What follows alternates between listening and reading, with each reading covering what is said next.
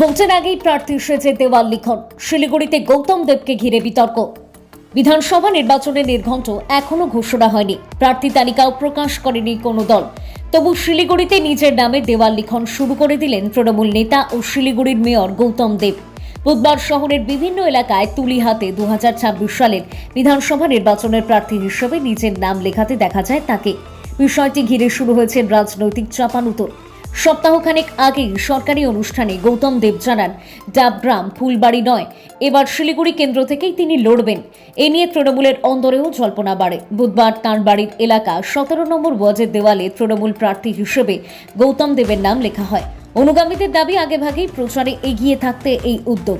এই নিয়ে কটাক্ষ করেছে বিজেপি। শিলিগুড়ির বিজেপি বিধায়ক শঙ্কর ঘোষ বলেন, নিজেই নিজের নাম লিখছেন, লোক পাচ্ছেন না বলেই এমন করছেন। পাল্টা গৌতম দেবের বক্তব্য, দল প্রার্থী করলে তবেই নাম চূড়ান্ত হবে। প্রার্থী হই বা না হই, দলকে এগিয়ে রাখতেই এই দেওয়াল লিখন।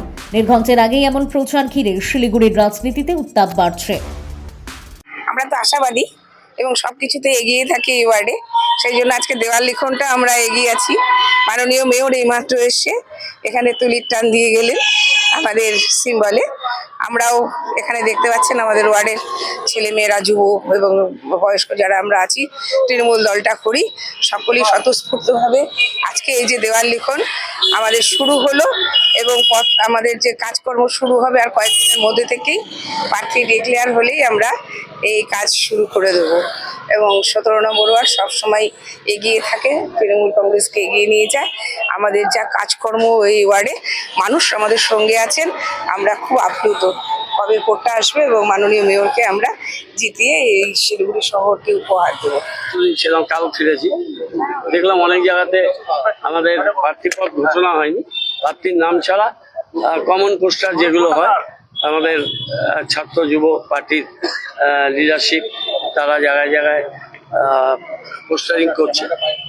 ইলেকশন তো আর বেশি দিন বাকি নেই, আমরা পুরো দমে ইলেকশনের কাজে আমরা নেমে গেছি। আমরা সারা বছরই থাকি মানুষের সাথে।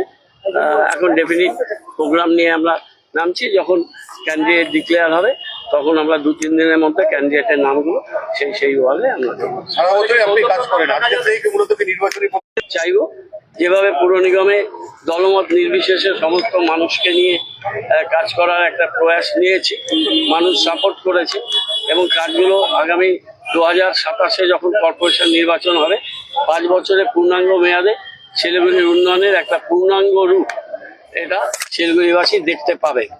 আর এই নির্বাচনে প্রার্থী করলে, অতীতেও আমি প্রার্থী হয়েছি দলে, আমাদের একটা উদ্দেশ্য ছিল সমস্ত মানুষের কাছে যাওয়া, সমস্ত মানুষের আশীর্বাদ নেওয়া। সেটা যে মতের যে পথের মানুষ হোক না কেন, সবাইকে নিয়ে চলতে চাই, তাই সবারই আশীর্বাদ।